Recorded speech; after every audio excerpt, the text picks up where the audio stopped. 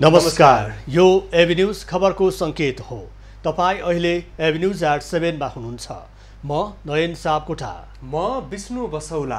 प्रारम्भमा मूल खबर। सरकार र प्रतिबन्धित चन्द नेकपाले संवाद प्रक्रिया अगाडि बढाए। दुवै पक्षद्वारा दुई सदस्य वार्ता टोली गठन। वार्ताद्वारा सबै समस्या समाधान गर्ने। प्रधानमन्त्रीबाट हटाइए पनि आफू विचलित नहुने ओलीको भनाई। आगामी चुनावमा 2/3 बहुमत ल्याउने दाबी।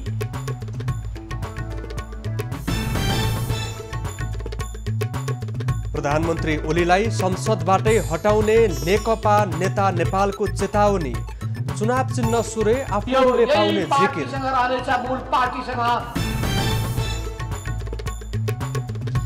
ताप्लेजुङको दोभान बजारमा भीषण आगो लागि। कम्तीमा 40 घर जलेर नष्ट।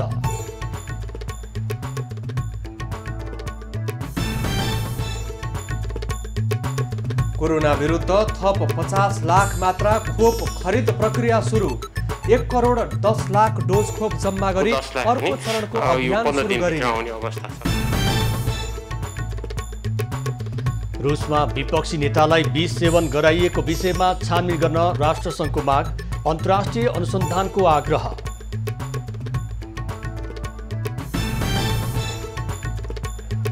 र बी डिभिजन लिगमा बाँसबारीले पुल्चोकलाई 2-0 हरायो।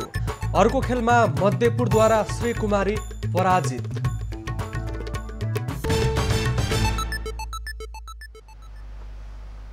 सरकारले 2 वर्ष अघि राष्ट्रिय सुरक्षा र स्थायित्वमा असर पार्ने गतिविधि गर्न सक्ने भन्दै चन्द नेतृत्वको नेकपालाई प्रतिबन्ध लगाएको थियो। अब संवादको प्रक्रिया अगाडि बढ्ने छाँटकाँट देखिएको छ। दुईटै समूहले 2 जना सम्मिलित वार्ता टोली गठन गरेका छन्। विशेष गरेर प्रतिबन्धित जुन नेकपा चन्द नेतृत्वको यतिखेर वार्ताको लागि सहमति जनाएको छ र यस अगाडि जति पनि राजनीतिक क्रियाकलापमा उनीहरू पक्राउ परेका छन्, उनीहरूले विभिन्न विस्फोटका घटना समेत घटाएका थिए। यो विषय अब कसरी टुङ्गिन्छ र रूपान्तरण हुन्छ त्यो हेर्न बाँकी छ। अब खबरको सिलसिला प्रारम्भ गरौँ वार्ता टोली गठन सम्बन्धी प्रसङ्गबाट। सरकार र नेत्रविक्रम चन्द नेतृत्वको नेकपाले छुट्टै वार्ता टोली गठन गरेका छन्। सरकारको वार्ता टोलीमा गृहमन्त्री रामबहादुर थापा र प्रधानमन्त्रीका विदेश मामिला सल्लाहकार डाक्टर राजन भट्टराई रहेका छन्। सरकारका प्रवक्ता पार्वत गुरुङले सञ्चार मन्त्रालयमा पत्रकार सम्मेलन गरी वार्ता टोली गठन गरेको जानकारी दिएका हुन्। उनले चाँडै चन्द समूहसँगको वार्ता अघि बढ्ने जानकारी दिएका छन्। मन्त्री गुरुङले सबै सशस्त्र समूह र द्वन्द्वमा रहेका सबैलाई शान्तिपूर्ण बाटोमा ल्याउन सरकारले वार्ता टोली गठन गरेको बताए।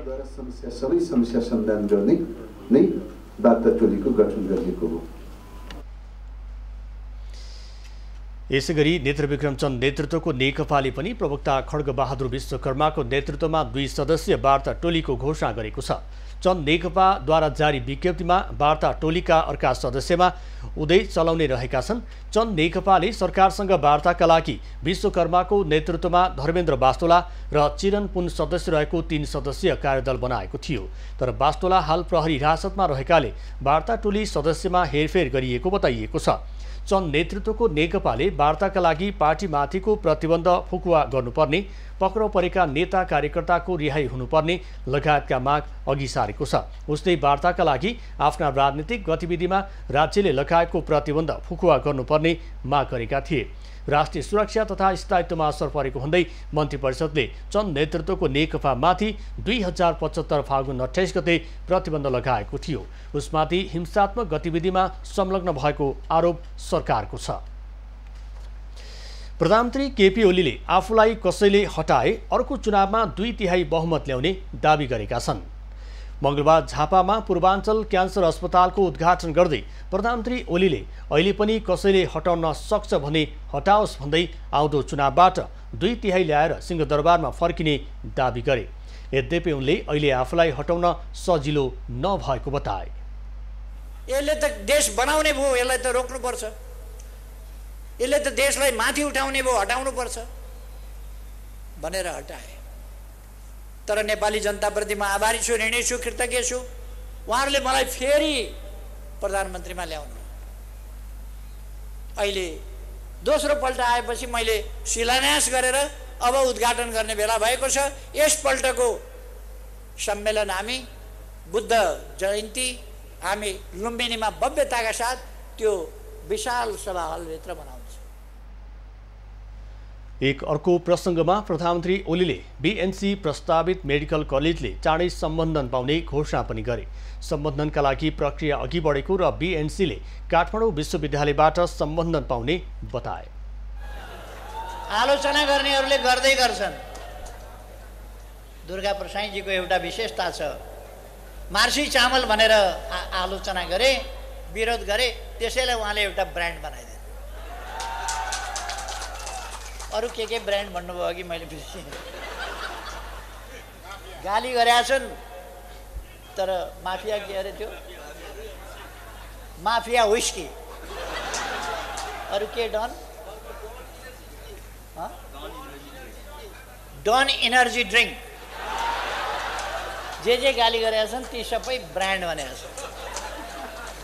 अथवा एउटा हिम्मत भएको मान्छे हो दुर्गा प्रसाई भन्ने कुरा। प्रधानमन्त्री ओलीले मार्सी बियर, माफिया व्हिस्की र डन इनर्जी ड्रिङ्क्स बजारमा ल्याएर विरोधीलाई जवाब दिएको हुँदै पूर्वाञ्चल क्यान्सर अस्पतालका कार्यकारी निर्देशक दुर्गा प्रसाईको प्रशंसा गरेका थिए। शिक्षण अस्पतालको रूपमा केही समयभित्रै शिक्षण अस्पतालको रूपमा यो अगाडि बढ्छ भन्ने कुरा हामीले प्रक्रिया अगाडि बढाइसकेका छौँ। यसको सम्बन्धन काठमाडौँ युनिभर्सिटीले दिँदैछ। कुमाउरो फाराले संसद पुनर्स्थापना गर्ने अदालतको निर्णयप्रति असन्तुष्टि जनाउँदै प्रधानमन्त्री ओलीले फागुन 23 गतेबाट सुरु हुने संसद अधिवेशनमा सर्वोच्च अदालतको फैसलाको परीक्षण हुने बताए। नेकपा दाहाल नेपाल पक्षका अध्यक्ष माधव कुमार नेपालले प्रधानमन्त्री केपी ओलीलाई संसदबाट हटाउने चेतावनी दिएका छन्। वामपन्थी नेता एवं पूर्व उपप्रधानमन्त्री स्वर्गीय भरतमोहन अधिकारीको दोस्रो स्मृति दिवसको अवसरमा विराटनगरमा भएको कार्यक्रममा अध्यक्ष नेपालले सर्वोच्च अदालतले संसद पुनर्स्थापना गरिसकेकाले सबै सांसदहरूले आफूहरूलाई साथ दिने र सूर्य चिन्ह पनि आफूहरूले नै प्राप्त गर्ने जिकिर गरे। उनले सूर्य चिन्हमा कसैलाई कर्के नजर लगाउन नदिने भन्दै चोइटिएका पार्टीले नभई मूल पार्टीले प्राप्त गर्ने जिकिर गरे। नेपाल कम्युनिस्ट पार्टी नेकपाको म अध्यक्षको हैसियतले भन्न चाहन्छु, यो सूर्य चिन्हमा कसैले यसो कर्के आँखा लगाउँछ भने पनि उसले पाउनेवाला छैन। यो यही पार्टीसँग रहनेछ, मूल पार्टीसँग, अरू चोइटिएकाहरूसँग जान सक्दैन। अध्यक्ष नेपालले सर्वोच्च अदालतले हराउँदा समेत प्रधानमन्त्रीले राजीनामा नदिनु नैतिकताको खडेरी भएको टिप्पणी पनि गरे। अध्यक्ष नेपालले नैतिकताको प्रश्नमा भरतमोहन र मनमोहन जस्ता उदाहरणीय व्यक्तिबाट पाठ सिक्नुपर्ने भए पनि ओलीले कहिल्यै पाठ नसिकेको आरोप लगाए। प्रतिनिधि सभाका सभामुख अग्निप्रसाद सापकोटाले प्रतिनिधि सभाको बैठक व्यवस्थित ढङ्गले सञ्चालन गर्ने बारे राजनीतिक दलका नेताहरूसँग परामर्श गर्ने बताएका छन्। मंगलबार संघीय संसद भवन नयाँ बानेश्वर स्थित संसद बैठक कक्षको अवलोकनपछि सञ्चारकर्मीलाई संक्षिप्त प्रतिक्रिया दिँदै सभामुख सापकोटाले बुधबारदेखि नै दलका नेताहरूसँग छलफल सुरु गर्ने बताएका हुन्। संसद बैठकका एजेन्डाहरूको सम्बन्धमा सम्बद्ध सबै पक्षसँग तालिकाबद्ध रूपमा परामर्श गर्ने स्पष्ट पारे। म अब सम्बद्ध सबै पक्षसित, पार्टीका नेताहरूसित, अनि त्यसपछि हाम्रो कार्यव्यवस्था परामर्श समिति छ हैन, सबै दलका पदाधिकारीहरूसित अब मैले विचार विमर्श परामर्श प्रारम्भ गर्दैछु भोलिदेखि अलिक तालिकाबद्ध रूपमा। प्रतिनिधि सभा विघटन गर्ने सरकारको निर्णयलाई सर्वोच्च अदालतले बदर गरेपछि आगामी 23 गते बस्ने प्रतिनिधि सभाको बैठकलाई चासोका साथ हेरिएको छ। संसदको 7औं अधिवेशन फागुन 23 गते अपराह्न 4 बजेका लागि आह्वान भएको छ। बैठकको लागि संघीय संसद सचिवालयले सरसफाई, व्यवस्थापन लगायत तयारीका काम गरिरहेको छ। नेकपा दाहाल नेपाल समूहका स्थायी समिति सदस्य भीम रावलले कसैमाथि हमला गराउने वातावरण बनाउन प्रधानमन्त्री केपी ओलीले आफूलाई सुरक्षा खतरा रहेको बताएको आशंका गरेका छन्।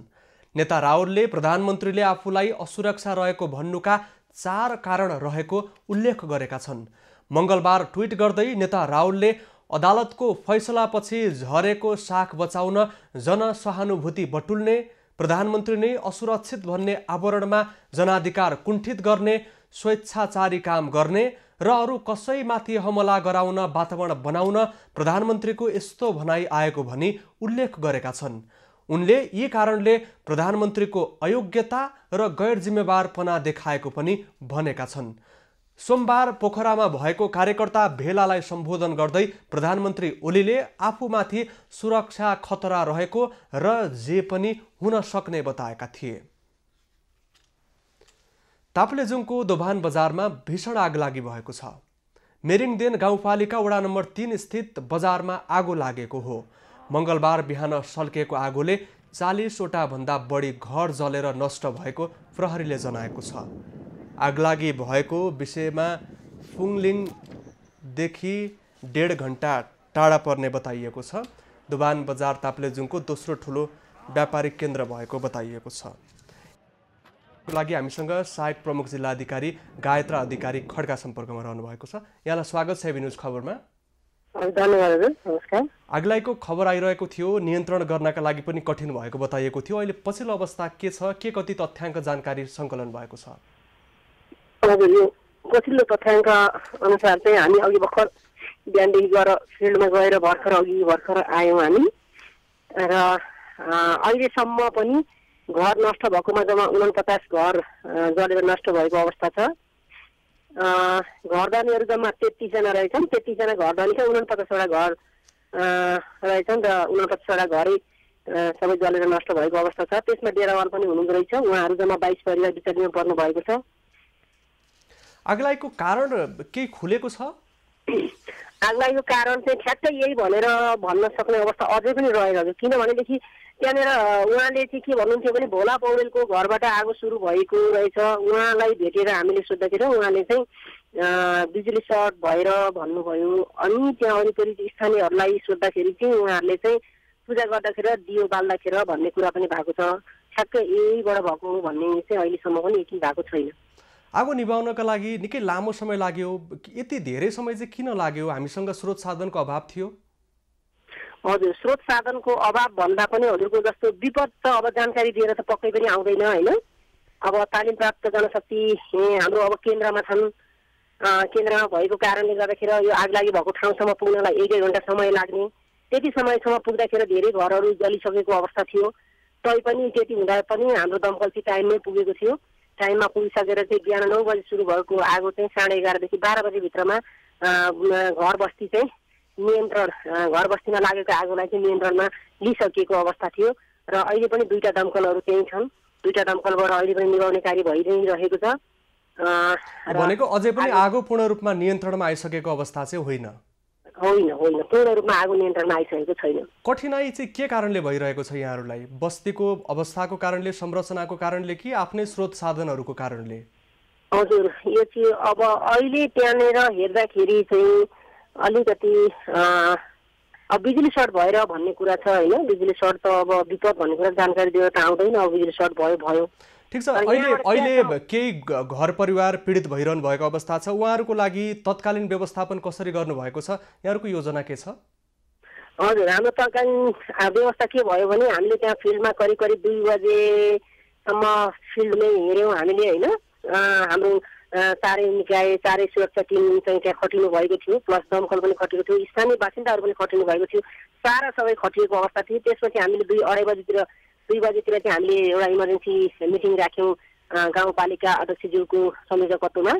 त्यो राखेर चाहिँ आज र भोलिको दिनमा 2 दिनको लागि चाहिँ हामीले रेड क्रसबाट खानेको व्यवस्था गरायौँ, निर्णय गऱ्यौँ।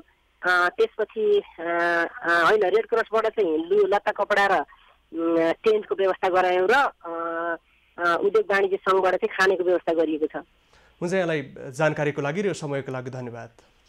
हुनुहुन्थ्यो ताप्लेजुङबाट सहायक प्रमुख जिल्ला अधिकारी गायत्रा अधिकारी खड्का। त्यहाँको पछिल्लो अवस्थाको विषयमा जानकारी लियौँ। आगो अझै पनि पूर्ण रूपमा नियन्त्रणमा आएको छैन। 49 घर जलेर नष्ट भइसकेको छ र पीडितहरूको लागि तत्काल व्यवस्थापन गर्नको लागि जिल्लाका विभिन्न संयन्त्रहरू खटिएका छन्। अब अर्को प्रसङ्ग, सरकारले थप 50 लाख डोज कोभिड-19 विरुद्धको खोप खरिदको प्रक्रिया सुरु गरेको छ। मङ्गलबार प्रतिनिधि सभाको शिक्षा तथा स्वास्थ्य समिति अन्तर्गतको उपसमितिमा कोभिड-19 अभियानको सम्बन्धमा भएको छलफलमा सरकारले थप 50 लाख डोज खोप किन्नको लागि प्रक्रिया सुरु गरेको जानकारी दिएको छ। 1 करोड 10 लाख डोज खोप जम्मा गरी अर्को चरणको खोप अभियान सञ्चालन गर्ने तयारी सरकारले गरेको छ। ज्येष्ठ नागरिक र 55 वर्षभन्दा माथिको उमेर समूह र यो फ्रन्ट लाइनरमा रहेको 9,11,000 को बाँकी 5 लाखलाई चाहिँ खोप दिने गरी चाहिँ हामी 42 लाखको टार्गेट रूपमा खोप लगाउने अभियान चाहिँ सुरु गर्नुपर्छ फागुनदेखि भनेका छौँ। तर त्यो फागुनदेखि सुरु गर्ने अभियान चाहिँ खोप उपलब्धताको आधारमा यदि हामीसँग त डोज क्यालकुलेट गरेर खोप अभियान सुरु गर्नुपर्ने हुन्छ, किन 1 डोज ल्याएर खोप लगाएर फेरि अर्को खोप लगाउने खोप भयो भने गाह्रो हुन्छ। त्यो भएर सेकेन्ड डोजको इन्टरभल चाहिँ हामीले 8 हप्तादेखि 12 हप्ता राखेका छौँ। फागुन 14 देखि फागुनको माघ 14 देखि फागुनको 10 गतेसम्म लगाएका खोपहरूलाई चाहिँ हामी वैशाखको 7 देखि हामी खोप अभियान फेरि सेकेन्ड डोज सुरु गर्छौँ। स्वास्थ्य सेवा विभागका महानिर्देशक दिपेन्द्र रमण सिंहले आगामी दिनमा खोप अभियान ज्येष्ठ नागरिकबाट सुरु गर्ने बताए। 3 लाख डोज खोप यही हप्ताभित्र आउने र थप 10 लाख डोज 15 दिनभित्र आउने पनि उनले जानकारी दिए। तर एकैचोटि करोडको संख्यामा खोप आए राख्ने ठाउँको समस्या भएको पनि उनले बताए। चाहिँ ज्येष्ठ नागरिकहरूलाई चाहिँ अलिक बढी उ छ, त्यसमा चाहिँ उहाँहरूबाट सुरु गर्नुपर्छ भने हामीले त्यसरी गइरहेछौँ। हजुरको जो चाहिँ सबैभन्दा बढी एक्टिभ हुनुपर्छ उहाँहरूलाई पनि हामीले चाहिँ सेभ गर्नुपर्छ। त्यो अनुसार चाहिँ बिस्तारै हामी गइरहेछौँ। अब यसमा चाहिँ यङ्स्टरहरूलाई चाहिँ लागे पनि यसको चाहिँ अब मृत्युदर एकदमै कम छ, त्यो अनुसार चाहिँ हामी डराउनु पर्दैन कि भन्ने किसिमको कुरा छ। तर एउटा अब यो जुन प्राप्तिको लागि चाहिँ अहिले हामीसँग जुन भएको 15 लाख छ, अहिले हामीसँग तत्कालै 3 लाख अर्को तुरुन्तै यो हप्ता हुन्छ र अर्को 10 लाख पनि यो 15 दिनभित्र आउने अवस्था छ। स्वास्थ्य सेवा विभागका बाल स्वास्थ्य तथा खोप शाखाका प्रमुख डाक्टर झलक शर्मा गौतमले कोभिड विरुद्धको खोपको कारण गम्भीर प्रकृतिका असर देखा नपरेको बताए। एएफआई भन्छौँ, एनाफाइलेक्सिस पनि हुन सक्छ भनेको छ, तर हामीले 4,30,000लाई हिजोसम्म हामीले त्यतिलाई दियौँ। कहीँ पनि यो सिरियस एएफआई हामीले भेटेका छैनौँ। केही ज्वरो आएर र केही कम्पनहरू आएर 9 जना जति व्यक्तिहरूलाई हामीले अस्पतालमा भर्ना गर्नु परेको थियो, अब्जर्भेसनमा राख्नु परेको थियो। तर त्यो अरू कारणले अनि यो सामान्य एएफआई चाहिँ करिब 1100 जना जतिलाई यो खालको कम्प्लेन हामीले सुनेका थियौँ। सरकारले कोभिड विरुद्धको खोप स्तनपान गराइरहेका आमालाई पनि दिने तयारी गरेको छ। तर 18 वर्ष मुनिका बालबालिकाको उमेर समूहमा अध्ययन भएर तथ्याङ्क नआएको भन्दै उनीहरूलाई खोप नदिइने भएको छ। पहिलो खोप लगाएपछि गम्भीर प्रकारका असर देखा परेका व्यक्ति र गर्भवती महिलालाई पनि कोभिड विरुद्धको खोप नदिइने भएको छ। नयन, नेपाल जल र वन सम्पदाले निकै धेरै धनी छ, तर नेपालभित्रका विभिन्न जङ्गलमा रहेका काठहरू कुहिएर जाँदा नेपालभित्र अन्य देशबाट वर्षेनी अर्बौं बराबरको काठ भित्रिएर प्रयोग भइरहेको छ। यो विषयमा सरकारी पक्षलाई जानकारी नभएको पनि होइन, तर सरकारी पक्षले व्यवस्था गरेको विज्ञहरू बताउँछन्। आज प्रधानमन्त्रीले उपभोक्ता मैत्री वन नीति बनाइने बताएपछि उनीहरूकै आशा पलाएको बताइरहेका छन्। विशेष गरेर पछिल्लो समयमा वैज्ञानिक वन व्यवस्थापनको नाममा अझै वन फडानी भएको प्रसङ्ग आइरहँदाखेरि वनको संरक्षणको लागि उपभोक्ता समितिले गरेको कामको प्रधानमन्त्रीले प्रशंसा गरेका छन्। अबको क्रममा प्रधानमन्त्रीको भनाइ सम्बन्धी प्रसङ्ग। प्रधानमन्त्री केपी ओलीले उपभोक्ताको साथ लिएर मात्र वनसँग सम्बन्धित नीतिहरू बनाइने बताएका छन्। मङ्गलबार काठमाडौँमा आयोजित एक कार्यक्रममा प्रधानमन्त्री ओलीले वन र जीवजन्तुको सुरक्षा एवं संरक्षणका निम्ति पनि जनताको साथ आवश्यक रहेको बताए। पछिल्लो समय वैज्ञानिक वन व्यवस्थापनको नाममा वन सखा भइरहेको भन्दै उनले वन विकासलाई प्राथमिकता दिने नीति आवश्यक रहेको औँल्याएका छन्। हाम्रा मौलिक वनस्पतिहरू, मौलिक जीवहरू, लेउहरू, झ्याउहरू आदि समेतका क्षेत्रमा तपाईहरूले विशेष गहिराईका साथ छलफल गर्नुहुनेछ र त्यस छलफलबाट निस्कने निष्कर्षहरू अन्तर्सम्बन्धित छ, त्यसर्थ उपयोगी हुने गरी तपाईहरूका निष्कर्षहरू निस्किनेछन्, जसले प्रधानमन्त्री ओलीले सामुदायिक वन उपभोक्ता समितिहरूले वनको संरक्षण गर्न महत्त्वपूर्ण भूमिका निर्वाह गरेको भन्दै प्रशंसा समेत गरे। उपभोक्ता समितिहरूले नष्ट भइसकेका वनलाई पुनर्जीवन दिएको उनको भनाइ थियो। उपभोक्ता समितिहरूको माध्यमबाट स्थानीय जनताको सहभागिताबाट र अघि भन्नुभए जस्तै आफ्ना छोराछोरीलाई जस्तै माया गरेर बोट बिरुवालाई हुर्काउने यस अत्यन्त महत्त्वपूर्ण कार्यमा संलग्न छ। त्यसले धेरै ठुलो योगदान गरेको छ। म यस अवसरमा तपाईँहरूलाई हार्दिक धन्यवाद भन्न चाहन्छु। प्रधानमन्त्री ओलीले सबै प्रकारका वनको सुरक्षा, समुचित प्रबन्ध र व्यवस्थापनमा सरकारको ध्यान रहेको समेत बताए। वनको अधिकतम सुरक्षा र विकास गरी जनता र राष्ट्रले अधिकतम प्रतिफल लिने कुरामा सन्तुलन कायम गर्ने पनि उनको भनाइ थियो। वन तथा वातावरण मन्त्री प्रेम आले मगरले आफूलाई 1 अर्ब रुपियाँको प्रलोभन आएको खुलासा गरेका छन्। मंगलबार काठमाडौँमा आयोजित सामुदायिक वन उपभोक्ता महासंघ नेपालको 8औं राष्ट्रिय परिषदको उद्घाटन कार्यक्रममा मन्त्री आलेले आफूलाई वैज्ञानिक वन व्यवस्थापन कार्यक्रमलाई खारेज नगर्नका लागि आर्थिक प्रलोभन देखाइएको खुलासा गरेका हुन्।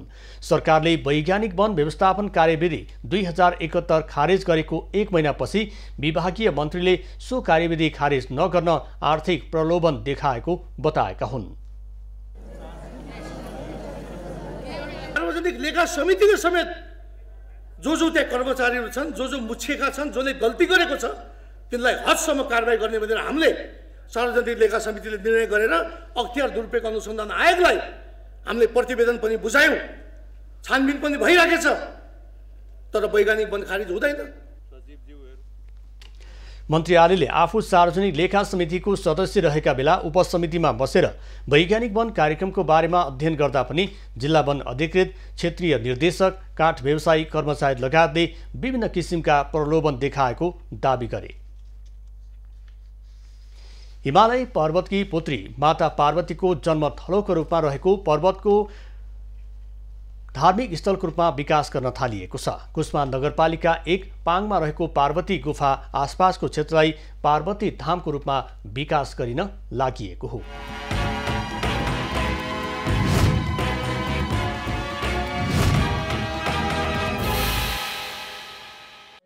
पर्वतको कुस्मा नगरपालिका वडा नम्बर 1 पाङमा हिमालयकी पुत्री पार्वती जन्मेको विश्वास गरिएका कारण पार्वती जन्मेको ठाउँ, तपस्या गरेको पार्वती गुफा र पार्वती खेल्ने पार्वती चौर लगायतका क्षेत्र समावेश गरी पार्वती धामको रूपमा विकास गर्न लागिएको छ। पार्वती ध्यानमा बस्ने गरेको पार्वती गुफा, स्नान गर्ने गरेको सहस्त्र धारा, खेल्ने गरेको मैदान लगायतको ठाउँको संरक्षण र सम्वर्धनको काम अघि बढाइएको पार्वती गुफा संरक्षण तथा प्रवर्धन समितिले जनाएको छ। नुहा पन्त स्नान गरेर केही नखाइकन, मुखा पानी नहालिकन, नबोलिकन घरबाट यहाँ पाउने सबै गएको छु। यहाँबाट तल माथि पुरै अँधेरो छ, हिँड्न सक्ने अवस्था छैन, तार खुट्टा टेकेर माथि गएर देखिन्छ भनेको केही देखिँदैन, केही भेटिँदैन। किन न के भने होला भनेर पहिला त यो सम्झाएर राम्रो यस्तो भयो। पहिला त ढाड थियो, यो जान त्यहाँ जानै गाह्रो थियो। 2068 सालमा गुफा उत्खनन गर्दा विभिन्न पुरातात्विक महिला आकृतिको मूर्ति र शिवलिङ्ग फेला परेपछि यो ठाउँले धेरैको ध्यान तानेको छ। पाङलाई पार्वती धामको रूपमा विकास गर्न सकेमा नेपाल बाहिरका मान्छे समेत सहस्त्र धारा र पार्वती गुफामा साधना गर्न आउने विश्वास गरिएको छ। धाम निर्माणार्थ 15 रोपनी भन्दा बढी जमिन स्थानीयले दानमा उपलब्ध गराइसकेका छन्। माता पार्वतीले तपस्या गरेको यो पवित्र गुफाको आसपासको जमिन करिब यहाँहरूले आफ्नो आमाको सम्मानका लागि करिब 14-15 रोपनी जग्गा त यहाँहरूले दान गर्ने संकल्प गरिसक्नु भएछ। यसको लागि यहाँहरूलाई धेरै अभिनन्दन। पाङलाई पार्वती धामको रूपमा विकास गर्न सकेमा नेपाल बाहिरका मान्छे समेत सहस्त्र धारा र पार्वती गुफामा साधना गर्न आउने विश्वास पनि लिएको छ। परापूर्व कालदेखि देवभूमिको रूपमा रहेको देशलाई हिन्दू धर्म सापेक्ष बनाउन पनि यस्ता क्षेत्रले सघाउ पुर्याउने आगन्तुक समेत बताउँछन्। धार्मिक क्षेत्रलाई निहालेर हेर्दाखेरि यसलाई पार्वती जन्मेको जन्मस्थल भनेर भनिन्छ र पार्वती जन्मेका अब जन्मस्थलमा यहाँ पार्वती खेलेका यी आकारहरू अनि यहाँ जुन कुदिएका दृश्यहरू विभिन्न प्रकारका देवी देवताहरूका दृश्यहरू छन्। तेरा फिना खट्टे मलाइले तैँले खनिम खोजेर खा। हाम्रो देशको चाहिँ खनिज पदार्थ, हाम्रो देशको चाहिँ एउटा चाहिँ कस्तो भने भौगोलिक बनावटले नेचुरल्ली बनेको बनावटलाई चाहिँ भङ्ग गराएर अझ पनि यसलाई निरपेक्ष भनेर दमन गर्न खोजेका छन्, तर सत्यको जित पक्कै पनि हुन्छ। पार्वती गुफा अलौकिक र एकै स्थानमा विभिन्न आकृतिका दर्जनभन्दा बढी गुफा रहेका कारण यसको ऐतिहासिकका बारेमा अध्ययन गर्नुपर्ने माग पनि उठेको छ। पर्वतबाट महेन्द्र जीसीको रिपोर्ट।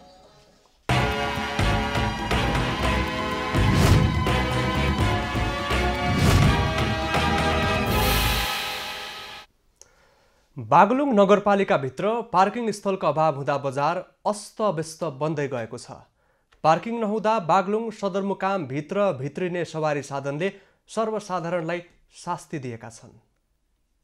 बागलुङ जिल्लाको बजार क्षेत्रभित्र व्यवस्थित पार्किङ नहुँदा स्थानीयले शास्ति खेप्नु परेको छ। सदरमुकाम बागलुङ बजारमा रहेको बस पार्क सानो भएका कारण सवारी पार्किङ गर्दा ठाउँ नै हुँदैन भने बजार क्षेत्रमा पार्किङ गर्ने ठाउँ नभएपछि बजारमा एकतर्फी पार्किङ गरिन थालेको छ। पुरानो संरचना अनुसार बनेको बागलुङ बजारमा मोटरसाइकल, स्कुटी लगायतका सवारी साधन प्रयोग गर्ने उपभोक्ता हत्तै बढेपछि बजारभित्र 3 दिन एकतर्फी पार्किङको व्यवस्था मिलाइएको ट्राफिक प्रहरीले जनाएको छ। बागलुङ बजारभित्रको ट्राफिक व्यवस्थापनको लागि ट्राफिक प्रहरी नियन्त्रण गरिरहेको कुरा छ। जथाभावी रोकिएका सवारीका कारण पैदल यात्रुलाई हिँडडुल गर्न समेत शास्ति परिरहेको छ। दैनिक सयौं सवारी चल्ने साँघुरो सडकका कारण दुर्घटनाको जोखिम समेत बढेको छ। बजार क्षेत्रमा जथाभावी निर्माण सामग्री राख्ने, गाडी पार्किङ गर्ने, विभिन्न वाहनामा सवारी पार्किङ गर्ने गरेकाले दैनिक जसो सवारी साधनहरू जाम हुनुका साथै दुर्घटनाको जोखिम पनि बढेको स्थानीयको भनाइ छ। व्यापार गर्ने 3 दिन व्यापार नगर्ने जस्तो भइरहेको छ। कि त यो सडक वन वे हुनु पर्यो, यो गल्लीबाट आउने अर्को गल्लीबाट जाने हुनु पर्यो, नत्र भने त व्यापारीहरूलाई त 3 दिन त भित्र छिर्ने ठाउँै हुँदैन। हामीलाई यो पार्किङको चाहिँ 3 दिन दायाँ 3 दिन बायाँ पार्किङ गर्दा चाहिँ हामी व्यापार गरेर खाने व्यापारीहरूलाई एकदम हानि पुर्याएको छ। यसमा चाहिँ जुन पसलमा आउने मान्छे नै अवरुद्ध हुने भयो। तपाईँको लाइन लाएर मान्छे छिर्ने ठाउँै हुँदैन। यसमा ठाउँ नहुनाले मान्छे पनि आउने मान्छे पनि फर्केर जाने भएको अवस्थाले हुँदा यसमा चाहिँ नगरपालिकाले सक्दोभन्दा छिटो ध्यान पुर्याएर पार्किङको सुविधा बनाउनु पर्यो। बागलुङ नगरपालिकाले पटक पटक बजार व्यवस्थापन गर्ने ठेला लगायतका व्यापार बजारभित्र गर्न नपाइने सवारी पार्किङ व्यवस्थित रूपमा बनाउने भनेर प्रचार प्रसार गरे पनि त्यो घोषणामै सीमित भएको छ। बागलुङ बजारमा अस्तव्यस्त चाहिँ पार्किङले गर्दाखेरि बागलुङको व्यवसायीहरूलाई पनि प्रभावित पारेको छ भने धेरै घटनाहरू बजार क्षेत्रभित्र घटिरहेका छन्। यो 3.5 वर्ष 4 वर्षको पिरियडमा पनि एउटा चाहिँ ट्राफिक व्यवस्थापनदेखि लिएर सवारी साधनलाई पार्किङको व्यवस्थापन गर्न नसक्नु बागलुङवासीको लागि अत्यन्त दुःखदायी कुरा हो। बागलुङ सदरमुकाममा 4 दर्जन भन्दा बढी बैंक वित्तीय संघ संस्था सञ्चालनमा भए पनि कसैले पनि सवारी साधन पार्किङ गर्ने ठाउँ बनाएका छैनन्। ट्राफिक प्रहरी बागलुङले पटक पटक पार्किङ निषेधका बोर्ड लगाउनुका साथै जरिवाना र जनचेतनामूलक सन्देश प्रवाह गर्ने गरिएको भए पनि सडकमा मोटरसाइकल तथा साना गाडीहरू राख्ने विशेष र व्यवस्थित स्थान नभएकोले सडकमा राख्नु नै पर्ने बाध्यता रहेको सवारी साधन चालकहरूको भनाइ छ। राजेश चन्द्र राज भण्डारी, बागलुङ। जनकपुरमा साहित्य महोत्सवको आयोजना गरिने भएको छ। बुधबारदेखि सुरु हुने महोत्सवमा साहित्यकार, संस्कृतिविज्ञ, व्यापारी र राजनीतिज्ञहरूको समेत सहभागिता रहने जनाइएको छ। फागुन 19 गतेदेखि 22 गतेसम्म हुने महोत्सवमा जानकी दर्शन, जाउँ जनकपुर, प्रविधि र संस्कृति, साहित्यमा सीमाञ्चल, किताब वर्णदेखि वस्तुसम्म, कसले देला सुशासन, सिनेमाको रंग, सम्पादनको सकस, विदेशको यात्रा, आशाकी लास, अन्तर्वार्ताकारहरूको अन्तर्वार्ता, आफ्नै कथा, सामायिक राजनीति माग गन्थन, मैथिली मिठास, मुखियाको मर्म, वैदेहीहरू, मेरो नगरको कथा लगायतको विषयमा चर्चा गरिनेछ। समारोह सांस्कृतिक कार्यक्रम, मैथिली भोजन र कवि गोष्ठी जस्ता कार्यक्रम पनि राखिएको छ। महोत्सवको पूर्व राष्ट्रपति डाक्टर रामवरण यादवले उद्घाटन गर्ने कार्यक्रम रहेको छ। बहस प्रश्न त सोध्छन् मान्छेहरू तर उत्तर सुन्न चाहँदैन। त्यस्तो संस्कारहरू बढ्दै गएको ठाउँमा मन्थन, साहित्य, विचारका संरचनाहरू यो कुराहरू आवश्यक रह्यो। सोसाइटीमा, समाजमा त्यो संस्कारहरू फर्काउनु पर्यो भनेर यो किसिमको प्रयास हो। त्यही नै अपेक्षा। जानकी मन्दिरको प्राङ्गणमा नवमिथिला फाउन्डेसनको आयोजनामा हुने महोत्सवको तयारी पूरा भएको आयोजक कमिटीको भनाइ छ। 4 दिनसम्म हाम्रो जनकपुर साहित्य महोत्सव छ, 19 गतेदेखि 22 गतेसम्म। 19 गते हाम्रो उद्घाटन सत्र रहनेछ। पूर्व राष्ट्रपति डाक्टर रामवरण यादवको प्रमुख आतिथ्यमा, मुख्यमन्त्री माननीय लालबाबु राउतको विशेष आतिथ्यमा, मेयर र उपमेयर सहितको उपस्थितिमा उद्घाटन सत्र छ पहिलो दिन। त्यसपछि दोस्रो दिनदेखि विभिन्न सेसनहरूमा बहसको सुरुवात हुनेछ। गत वर्ष पनि जनकपुर धाममा जनकपुर साहित्य महोत्सव गरिएको थियो। साहित्यिक महोत्सवले जनकपुर धामको प्रचार प्रसारमा थप टेवा पुर्याउने अपेक्षा गरिएको छ। सुजित झा, जनकपुर। शिव शिखर बहुउद्देश्य सहकारी संस्थाले सुर्खेतमा पनि गार्डन मार्ट डिपार्टमेन्ट स्टोरबाट बिक्री सुरु गरेको छ।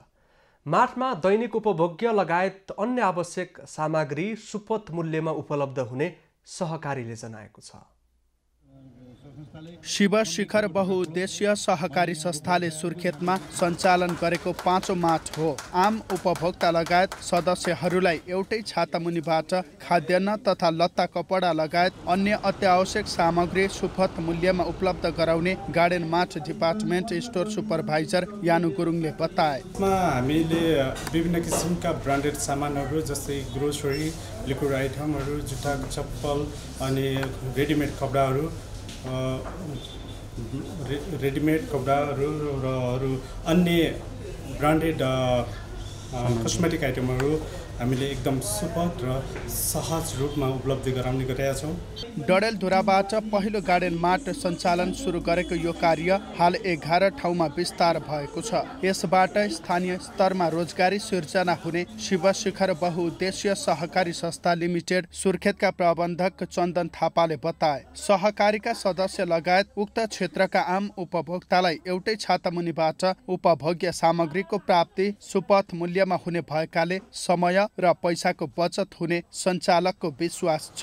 यस शिव शिखर बहुउद्देश्य सहकारी संस्थाद्वारा सञ्चालित गार्डन मार्ट डिपार्टमेन्ट स्टोरले आफ्ना शेयर सदस्यहरूलाई तथा उपभोक्ताहरूलाई एउटै छानामुनि दैनिक उपभोग्य सामानहरू सुपथ मूल्यमा, बजारको मूल्यभन्दा सुपथ मूल्यमा चाहिँ हामीले दिने लक्ष्य राखेका छौँ।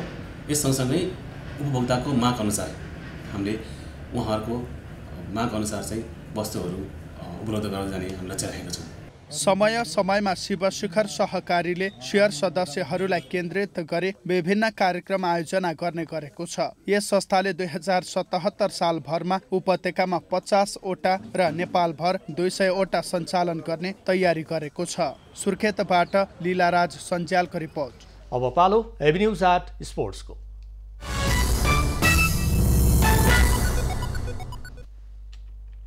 शहीद स्मारक बी डिभिजन लिग फुटबलमा बाँसबारी युवा क्लबले 100 जित निकालेको छ।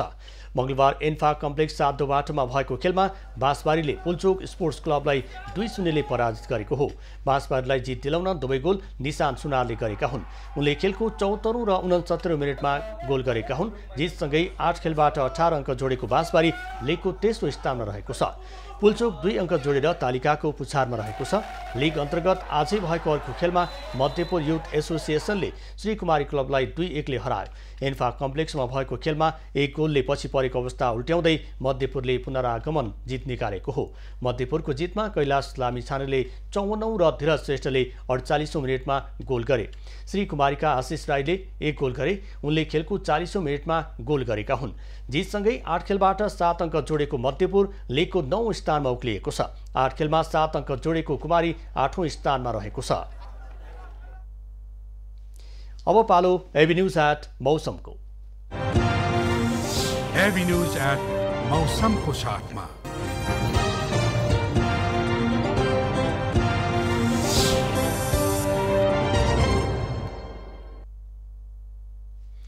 पछिल्लो 24 घण्टामा देशभरको मौसममा आंशिकदेखि सामान्य बदली रह्यो। आज राति प्रदेश 1 को पहाडी भूभागमा आंशिक बदली भई बाँकी भूभागमा मौसम सामान्यतया सफा रहने जल तथा मौसम पूर्वानुमान महाशाखाले जनाएको छ। आज काठमाडौँ उपत्यकाको अधिकतम तापक्रम 24 डिग्री सेल्सियस र न्यूनतम तापक्रम 7 डिग्री सेल्सियस मापन गरियो। आज देशभरको मौसम कस्तो रहे त हेरौँ देशका विभिन्न स्थानको मौसमी अवस्था।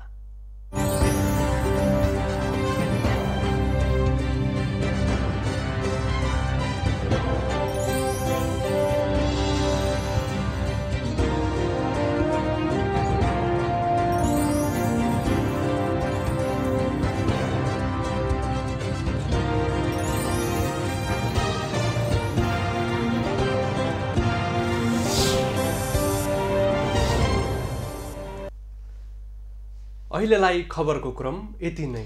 एभिन्यूज खबरका यी सहित अन्य विस्तृत खबरका लागि www.avenews.tv लगअन गर्न सक्नुहुनेछ। युट्युब, फेसबुक र ट्विटरमा पनि हामीलाई फलो गर्न सकिनेछ। खबर भित्रको खबरका लागि हेर्दै रहनुहोला एभिन्यूज खबर। नमस्कार।